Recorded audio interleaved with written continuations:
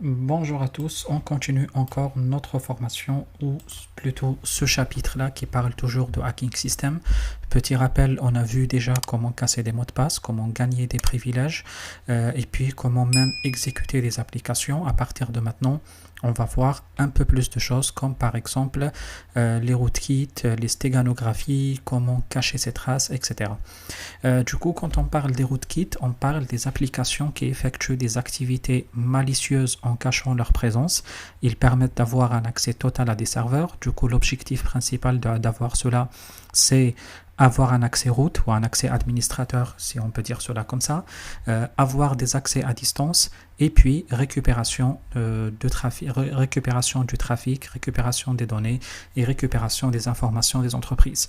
On distingue en général 5 ou 6 types de rootkits. Le premier, c'est ce qu'on appelle les hypervisor level rootkits. Du coup, il agit généralement comme un superviseur. Il peut modifier les séquences de boot d'un ordinateur, par exemple. Il y a ce qu'on appelle le hardware ou le firmware rootkit qui peut se cacher dans dans le hard ou le software qui n'est pas inspecté. On peut parler aussi de kernel level rootkit qui permet d'ajouter ou de remplacer le code original de kernel. On peut parler également de bootloader level rootkit. Je pense comme son nom l'indique, ça permet de remplacer le bootloader par défaut. Il y a les application level rootkit, ça permet de modifier aussi le comportement des applications. Et puis au final, il y a les librairies level rootkit, c'est ce qui permet d'ajouter des informations au système qui sont malicieuses. Est-ce qu'il y a un moyen de protéger efficacement contre les rootkits? Évidemment oui, il faut installer les OS et les applications depuis les sources sûres. Il faut sensibiliser les utilisateurs, il faut documenter toutes les procédures d'installation et de déploiement, comme ça les gens ne vont pas aller chercher sur internet des informations et ils risquent de tomber sur des sites malveillants. Il faut renforcer toutes les règles de firewall et de sécurité au sein de l'entreprise pour empêcher des accès non autorisés.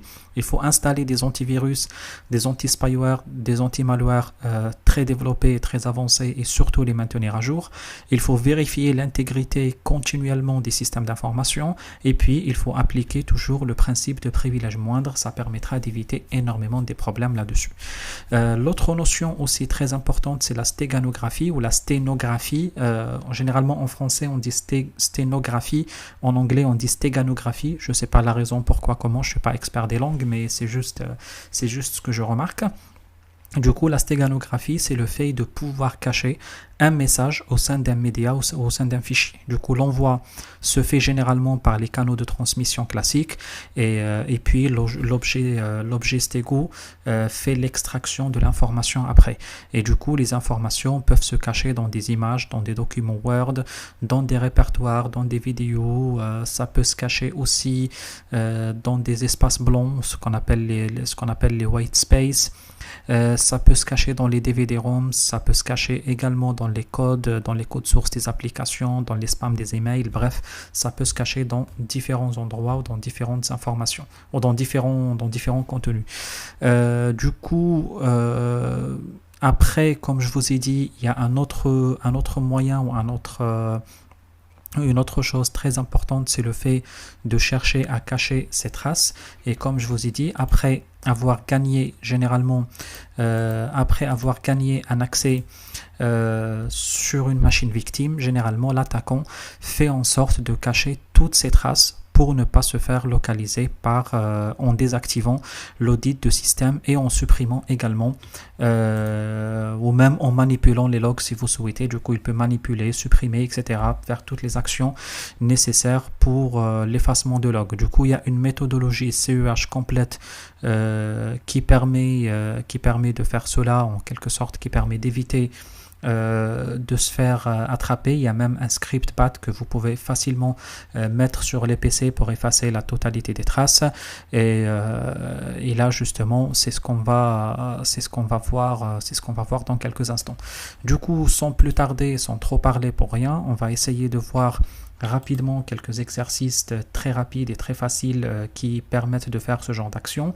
On peut prendre par exemple le fichier de ligne de commande ici. Allez, je vais ouvrir un nouveau, exécuter en tant qu'administrateur. Alors, ce que j'ai fait dans cet exercice, c'est que je vais prendre le C ici et j'avais préparé un répertoire qui s'appelle calque. On peut l'appeler par exemple, je sais pas moi, calculatrice. Comme ça, on l'appelle avec le nom complet. Et puis on a un deuxième répertoire qui s'appelle Snow.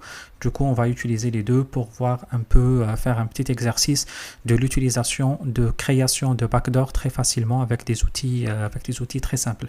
Du coup, par exemple ici, on va voir juste très rapidement comment, avec l'exécution d'un fichier très simple, l'ouverture d'un fichier texte très simple, il est possible de créer un fichier backdoor qui permettra de lancer un programme. Bon, le programme dans ce cas-là, c'est la calculatrice, mais vous pouvez le deviner, tout type de logiciel malveillant que vous pouvez lancer sur une machine.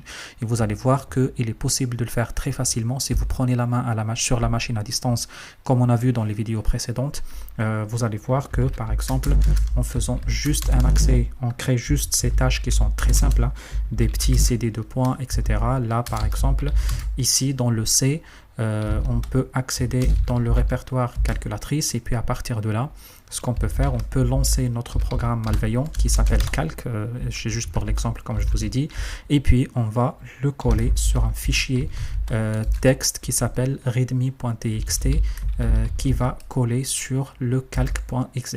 Du coup, à partir de là, vous voyez que à l'ouverture de fichier calque, on a le fichier readme.txt qui s'ouvre avec et du coup qui s'exécute avec ou qui est attaché à lui. Du coup, si on va checker ici, on va voir le fichier readme qui est quelque part ici. Et puis à partir de là, on va juste créer le lien qui permet d'ouvrir l'un en ouvrant l'autre. La fonctionnalité est très simple. Si vous connaissez un peu les commandes Windows, avec un petit mklink, on crée un fichier backdoor.exe qui va permettre de lancer d'attacher le readme.txt directement à l'application calculatrice.exe. Et puis à partir de là, vous voyez un lien symbolique a été créé grâce au fichier backdoor qu'on va après injecter n'importe où sur le PC. Et à partir de là, vous voyez que il est possible de lancer des programmes malveillants de la façon la plus simple possible. Après remplacer la calculatrice par des programmes malveillants, vous pouvez voir plus ou moins l'impact très dangereux de cela. Après, il y a un outil qui s'appelait ADS Spy qui est dorénavant obsolète, qui permettait de faire des détections de ce genre de liens symboliques qui permettaient de lancer des programmes. Je ne connais pas un autre. Bon, après, c'est pas que je ne connais pas, je connais d'autres, mais qui sont plutôt les outils de sécurité des entreprises comme les antivirus, etc. Mais l'ADS Spy, c'était vraiment un outil fait vraiment que pour cela. Certainement, il y aura d'autres, je les connais pas malheureusement, désolé, mais c'est tout ce que je connaissais à l'époque. Après, sur la partie sténographie ou la stéganographie, ce qu'on peut faire également, on va voir deux labs rapides pour voir à peu près l'utilité également de pouvoir cacher des données. Pour cela, on va utiliser un outil de stéganographie qui est très puissant qui s'appelle Snow. Du coup, il est là dans le C. Moi, je l'ai copié-collé dans le C ici. Et vous voyez l'outil qui s'appelle Snow ici. Du coup, ce que vous pouvez faire directement ici, rentrer dans le répertoire qui s'appelle Snow. Et à partir de là, vous allez trouver deux endroits ou deux fichiers. Le premier qui s'appelle snow.exe, celui-ci, et l'autre snow.doc, c'est de la documentation. Du coup, nous, ce qu'on va faire à partir de là, on va lancer l'outil Snow avec les deux options C et M qui vont permettre juste de cacher les informations qu'on injecte. Par exemple, ici, on va injecter un mot qui dit password, c'est AZERTY123. Là, vous comprenez, on cherche à casser ça, mais on peut cacher plutôt autre chose de plus important. Par exemple, on dit ceci est un code malicieux qui détruit le système. Et du coup, à partir de là, vous voyez qu'on a injecté un code malicieux qui permet de détruire complètement un système. Et puis, on mettra même un petit password pour empêcher n'importe qui à accéder ici. On va faire un petit password de type AZERTY123. Attention, ça c'est le mot de passe que vous allez insérer si vous voulez extraire les fichiers, les données à nouveau. Et du coup, on va mettre les datas dans un endroit qui s'appelle readme.txt qui vont sortir sur le programme Stegano, par exemple stegano.txt. Du coup, tout ce que vous insérez, il passe dans readme.txt, mais qui sera injecté dans le fichier Stegano, le fichier caché stegano.txt. Du coup, à partir de là, pardon, le readme.txt, il faut le créer d'abord. Du coup, ce que je vais faire, readme.txt, il est là. Et puis à partir de là, on va voir que on a appelé ça comment? Non, readme tout court, .txt, c'est l'extension par défaut. Du coup, on va faire peut-être comme ça, c'est mieux. Et puis, à partir de là, c'est bon. Vous voyez, ça a été injecté. Et puis, vous voyez que le fichier Stegano a bel et bien été créé. Et puis, même le fichier readme, il a aussi bien été créé. Mais vous voyez, ce qui vous paraîtra bizarre, que le fichier readme est vide. Pourtant, nous, on a écrit bien. On a bien écrit cette phrase, ceci est un code malicieux, etc., etc. Vous voyez que c'est l'avantage de la stéganographie. Ça permet de cacher le contenu. Et puis, vous pouvez avoir un petit logiciel que vous installez sur votre PC. Vous voyez un FIFA gratuit ou tous les outils que vous installez gratuitement sur Internet. Et puis, ce qui va se passer, vous allez trouver un fichier readme vide que vous allez ouvrir et vous allez trouver que le fichier est totalement vide. C'est pas grave, ça vous dérangera pas. Et j'ai envie de dire même pour le grand public qui va arriver jusque-là, qui va arriver jusqu'à ouvrir les fichiers pour voir ce qu'il contient dedans. J'ai envie de dire, personne ne fait ça. Pourtant, on peut facilement aller checker l'information et voir que malheureusement, il y a des informations obsolètes quelque part, ou il y a des informations plutôt dangereuses quelque part qui traînent sur la machine et qui peuvent avoir un effet très dangereux malheureusement. Et pourtant, vous voyez que si par exemple avec l'outil Snow, on cherche à checker les informations, on peut insérer juste la commande snow.exe dans ce cas-là, avec toujours l'option C, mais cette fois avec l'option P, le password, et insérer notre password, je crois que c'était azerty 1, 2, 3, 1, 2, 3 ici. Et puis, on va dire Stegano, il s'appelle comme ça le fichier, je crois, stegano.txt, c'est le fichier qu'on a créé. Et on peut checker que, regardez ce qui a été écrit dans le fichier. Ceci est un code malicieux qui détruit le système. Vous voyez que on peut trouver quand même l'information, même si quand vous double-cliquez, vous trouverez rien du tout là-dessus. Aussi, vous pouvez injecter des codes malicieux dans ce que vous souhaitez, comme je vous ai dit sur la partie cours. Par exemple ici, on peut prendre l'outil OpenStego. Quand vous l'ouvrez, vous risquez d'avoir quelques ennuis avec Java. Il faut juste installer Java, il faut juste installer le GRE et le JKE, je ne me rappelle plus, mais les versions les plus à jour possibles.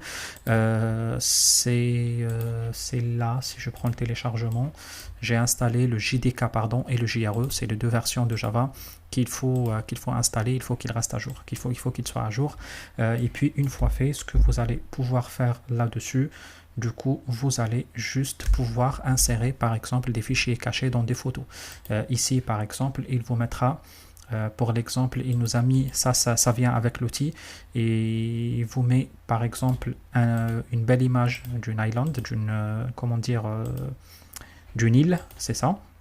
Et puis là-dessus, vous pouvez avoir un fichier. Par exemple, moi, le fichier, il contient, par exemple, là, c'était pour l'exemple des informations bancaires. Là, plutôt le contraire. C'est ici qu'il faut mettre le fichier. C'est pas la photo.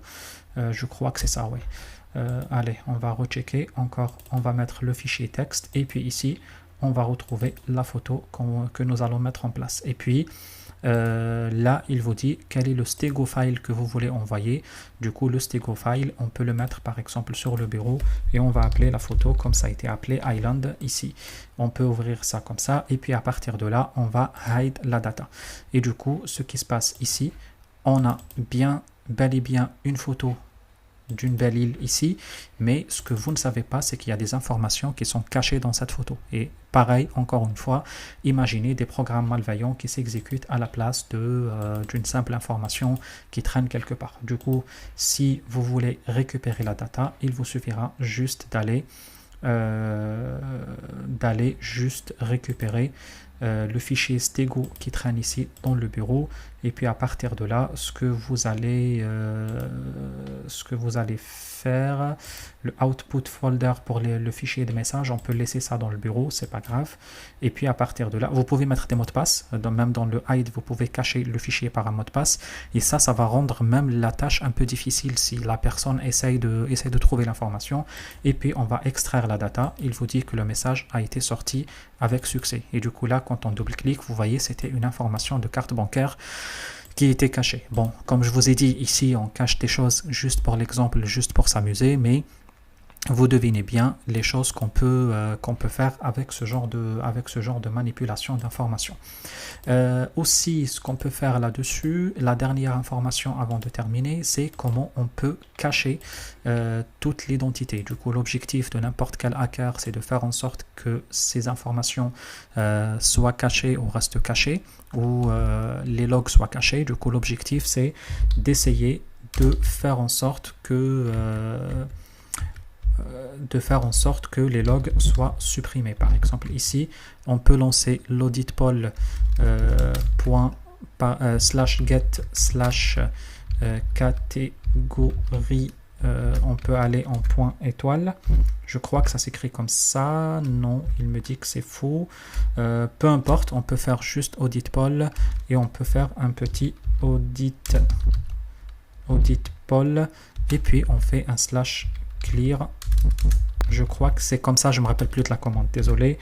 Y, je crois que c'est comme ça. Oui, c'est ça, commande exécutée correctement. Du coup, à partir de là, ce qu'on a fait, on a supprimé, on a vidé les fichiers de log. Mais si vous voulez, dans la formation CEH, vous aurez même des outils, un seul outil qui est encore très complet, c'est l'outil de Buffer Overflow. Ce qui va se passer, non, c'est pas ici, je crois que c'est Clear Event, c'est ça, Clear Event, et du coup vous aurez le fichier complet qui permettra de faire un clear complet, un fichier BAT qui permettra de faire un clear complet des events. Du coup, vous pouvez le modifier, accéder au fichier pour regarder à peu près ce qu'il fait. C'est juste un petit script BAT très rapide qui va juste faire le tour de la totalité de système, la totalité des fichiers de système pour faire un grand clear sur les différentes activités que vous avez effectuées. Du coup, là, je peux vous laisser accéder, je peux vous laisser lire le code source. Il est vraiment très simple, hein. Il est vraiment très très simple, et puis il va vous annoncer à la fin que tous les events have been cleared avec succès en quelque sorte, et puis il vous lancera les différents types d'actions là-dessus. Du coup, la fonction d'ailleurs, elle est là, qui va nous dire juste que prendre tous les tokens et puis faire le clear, accéder et faire le clear en quelque sorte, et accéder et faire tourner le webtutil.exe. Du coup, qu'est-ce qu'on va faire? On va juste l'exécuter en tant qu'administrateur, et vous allez voir que le code, le fichier, il est en train de clear la totalité même des fichiers et des répertoires et des logs qui existent. Et là, à partir de maintenant, on va vider totalement le système. Du coup, généralement, ce que vous devrez faire dans ce genre de situation, si vous êtes des hackers éthiques, c'est d'essayer de lancer ce genre de script pour voir la réaction du système à cela. Normalement, l'entreprise devra bloquer l'exécution de ce genre de script, mais vous voyez que quand même ça peut s'exécuter, en particulier si vous avez le droit d'admin. Ça nécessite d'ailleurs d'avoir le droit d'admin pour pouvoir le faire. Du coup, je pense qu'on a terminé cette partie. Je n'ai plus grand chose à dire, et puis dans la prochaine vidéo, il me reste une ou deux vidéos max pour terminer ce chapitre. On va voir un peu les outils de réponse, et un peu comment on fait dans le cadre de pentesting, les outils utilisés, etc. Et puis on va voir un peu comment on peut se défendre un tout petit peu, ou sinon peut-être on passera directement au chapitre prochain, je ne sais pas, à la prochaine vidéo on va le savoir. Allez, sur ce, je vous dis bon courage à tous et à la prochaine vidéo. Salut.